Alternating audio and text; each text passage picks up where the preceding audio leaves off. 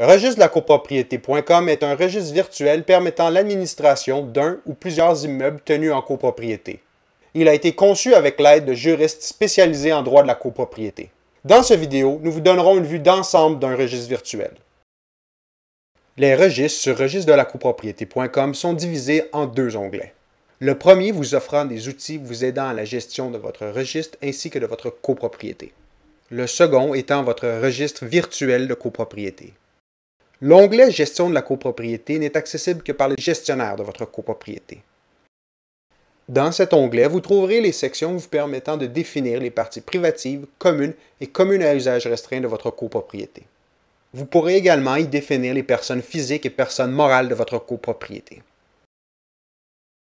Une personne physique ou personne morale est un individu ou une entreprise étant administrateur, copropriétaire d'une unité ou futur acheteur d'une unité.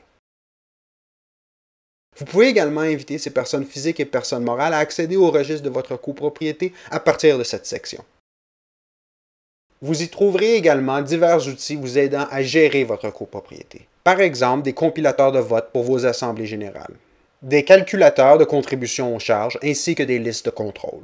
L'onglet Registre de la copropriété est constitué d'une multitude de sections.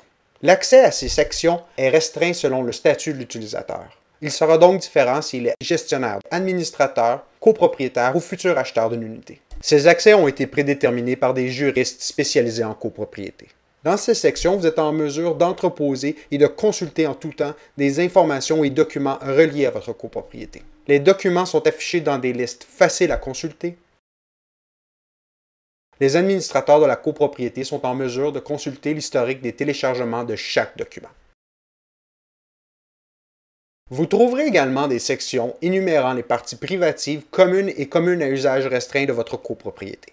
Des registres vous permettant de consulter l'historique d'entre autres, les membres du conseil d'administration, les copropriétaires et des locataires. On y retrouve également des sections facilitant la communication entre les administrateurs et entre les copropriétaires. Entre autres, on y retrouve un babillard ainsi qu'un calendrier virtuel des événements liés à la copropriété.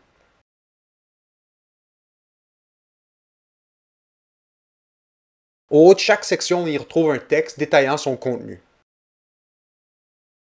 Des définitions sont disponibles pour les mots plus complexes. On y retrouve également des références au Code civil du Québec. Chaque section contient une vidéo détaillant son fonctionnement. Les sections de l'onglet Gestion de la copropriété contiennent également ces vidéos. Sur ce, se termine notre démonstration. Nous espérons avoir répondu à vos questions.